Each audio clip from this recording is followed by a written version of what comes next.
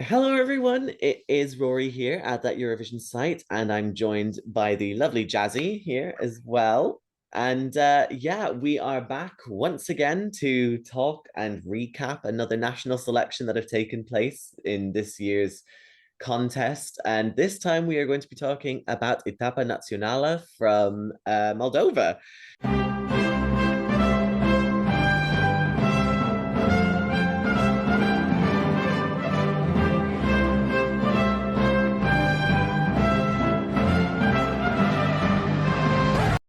So Moldova was the one of the few that had like it was part of Super Saturday essentially when there was like five different countries that were going to be going, and Moldova was the first one basically to drop the act, and it was Natalia Barbu who emerged out on top with the song In the Middle, and I mean yeah, just kick us off, Jazzy. I mean, like, what did you think of like Natalia winning? It's hard because it definitely wasn't my favorite song in the selection. I really liked quite a few other songs over this, but I've seen the performance. The performance is really like special. It's really unique. I know there was a bit of controversy with how Natalia won because obviously the second place in the televote, no, the first place in the televote got like double the televotes Natalia did, and they kind of did the Germany system basically, where they just converted everything. And that didn't go down too well in Moldova. I don't know if like paying to vote is a lot in Moldova, but it is like I've been reading up and it's kind of been like a national scandal over there. But Natalia's definitely going now. I will say I preferred her song in 2007 to this song, Fight. I just felt it was a lot more dynamic and just had a bit more about it. So this song has kind of left me a little bit underwhelmed. But there's good things about this, and I definitely think this could be revamped. And one thing that we always know in Moldova is that when it comes to Eurovision, they often do nail the staging. So even if this is a song that I kind of have a feeling might not qualify, there is definitely things that they can do that can save it because they've saved entries before that I felt were certain non-qualifiers. So I guess that's just my thoughts on In the Middle in general. It's Yeah, I think it's true. Like, it's weird because when I first listened to all the songs that sort of came through, I wasn't this one wasn't the one that like it stood out to me because of the production value. Like it sounded like it would be quite commercial, which was quite good, but it still had a little bit of darkness to it. But it wasn't the one that immediately grabbed me when I first listened to the songs. But then seeing the live performance, it actually gave it a little bit more kind of an oomph to it, and it was very clear that they had a sort of staging concept, like everyone was very stoic, everyone sort of looked the same.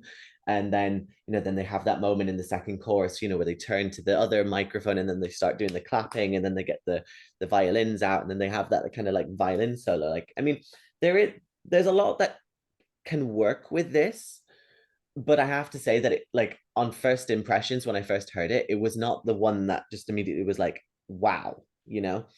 And yeah, I mean, of course, following her win as well. I mean, for those of you who might not know, both Natalia Barbu and Valeria Pasha finished in first place because they both finished with 22 points.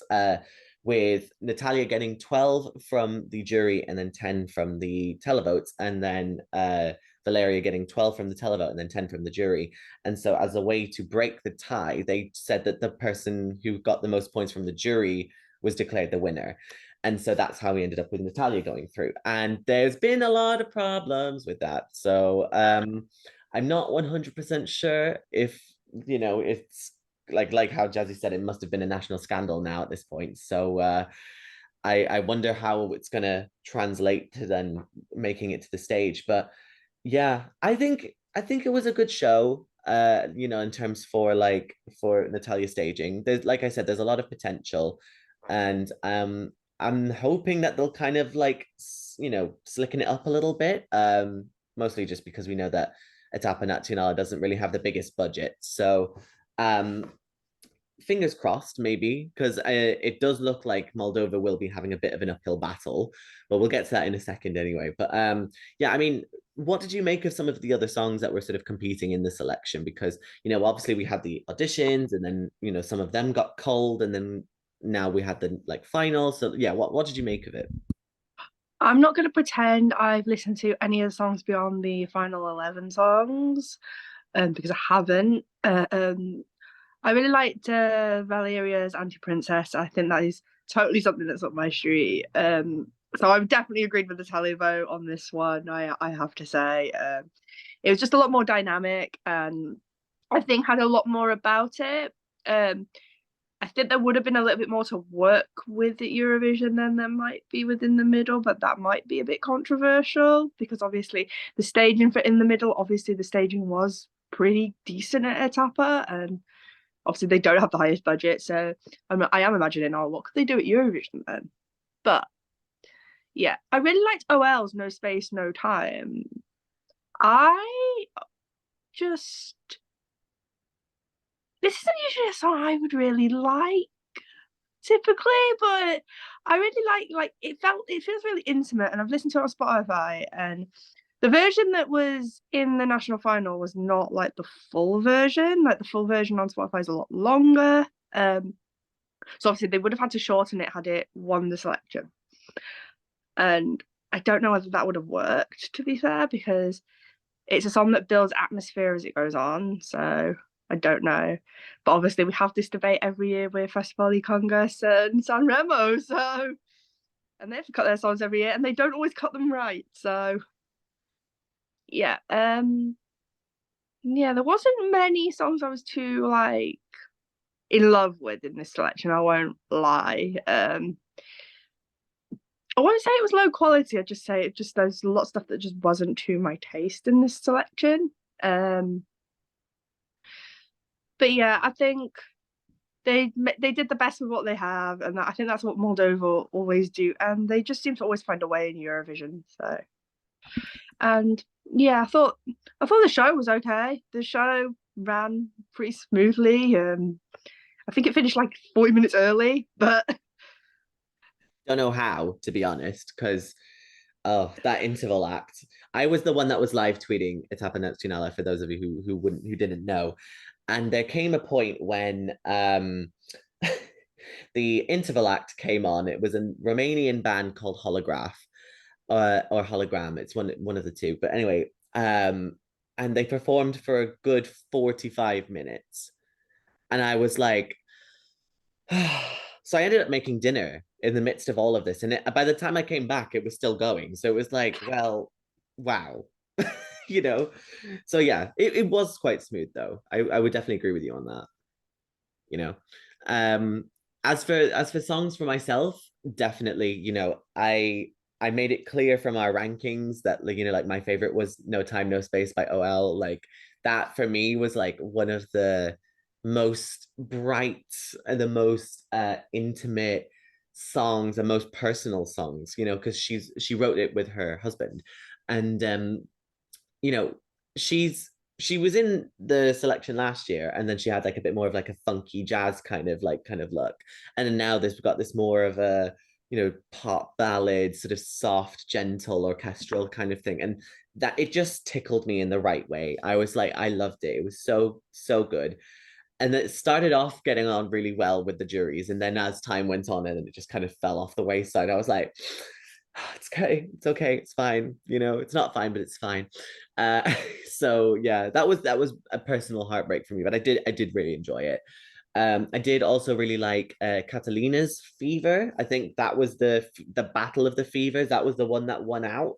I think for being 16 and she has a voice like that, I think that's phenomenal. So I would expect her to come back at some point. Yeah, I think, and again, like Anti-Princess was also one that I did particularly enjoy. I think they did a lot of interesting stage concepts with that too. So, I would have been happy if either Valeria or Natalia went. But obviously it's just how the chips fell, to be honest.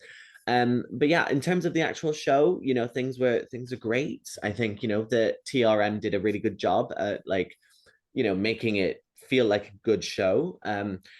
I would say though, if you ever do a national final again, please get some enthusiastic crowd members, because I want to say they looked so unhappy being there. They were just there, just like, yeah, great. It's like I don't know, maybe they've just been bussed in from somewhere. I don't know, but like what, you're at a national final. This is like the prestige of your country. You should be here to enjoy yourself. I mean, I have the same note for Dora as well, but we'll talk about that on another day and another time. But yeah, overall the show though was really good. I really liked the presenters Doina and Yon as well. Like they were very good, and they addressed us like international fans too, which is quite nice at the very beginning of the show. So yeah, I think compared to previous editions of Etapa, I think this is like definitely a step up. But there's still like a fair bit to go, if you know what I mean. So yeah, so like thinking of sort of Natalia now, like now that we know that she's going, I mean, what do you think Moldova can do to sort of get itself a good result now at Eurovision? Because like Moldova is in the first semi-final, and that's looking to be the bloodbath semi-final of the two. So how can they try to push themselves over the line and get a qualification? I don't know. I just, it, I think that sounds really, really bad, but I don't know what they can do. Like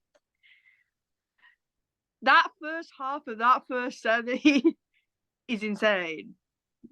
Like it's the most insane half of a semi I think we've ever seen, and there's still songs to be picked for the second half,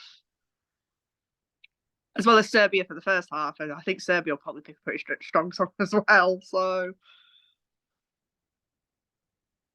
I think when the winner that won Dora won, I kind of admitted I think this might be over for Moldova. I just think there's just too much. I think it's too strong. I don't know what they could do. Hope Azerbaijan and Australia don't have a good entry. At least just to try and get them off. Like it sounds really bad that I'm saying I don't think there's anything they can do, but I genuinely don't. Like I don't even think it's a bad song. I think in semi two, I think there is stuff they could do, but not in this semi final. Yeah, I think the way that the chips fell at the fact that like Moldova's in semi-final one, I think that was the final nail in the coffin for this, because like as much as I'd love to see Moldova get through with this, and like it shows that they're still being intriguing, and like they're following on for like from sort of what we talked about in the Moldova episode, they're still being serious, but they're having like their own personal stamp on things. And I think it's just the way that the semifinals were kind of laid out. Semifinal two, they would have had much more of a chance to try to qualify, but the way that they're now stuck with the likes of Bambi, Baby Lasagna, and then like also all of Ukraine, yeah, like Teresa Lithuania. Maria, yeah, like all of these big heavy hitters, and then Moldova's just kind of in the middle. I mean, no pun intended, but like it just kind of you can tell it's a bit like it's not up to the same level unless they decide to completely revamp it and it really packs more of a punch, because Moldova has been known to do that.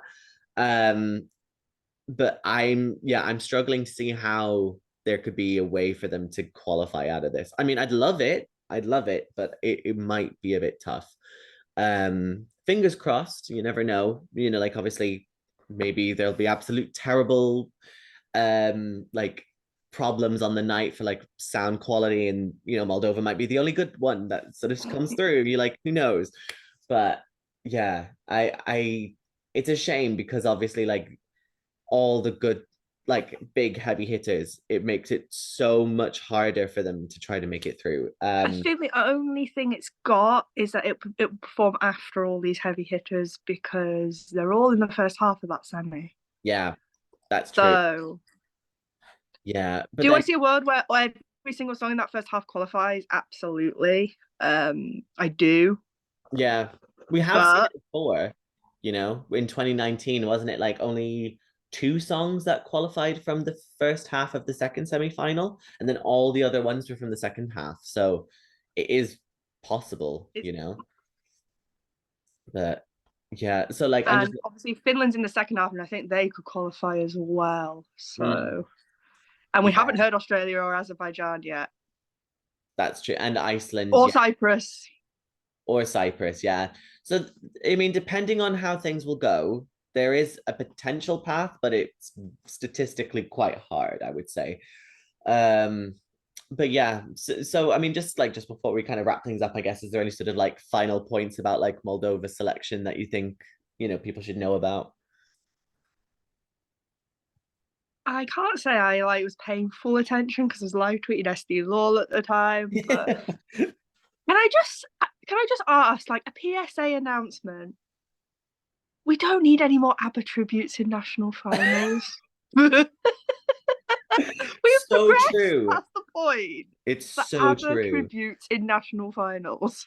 Oh my God. Yeah, that was another thing. So Etapa Națională kicked off with, I want to say, a 20-minute orchestral tribute to ABBA with all of the biggest hits, like Dancing Queen, Mamma Mia, Voulez-Vous, like all these big ones, and then obviously finishing off with Waterloo.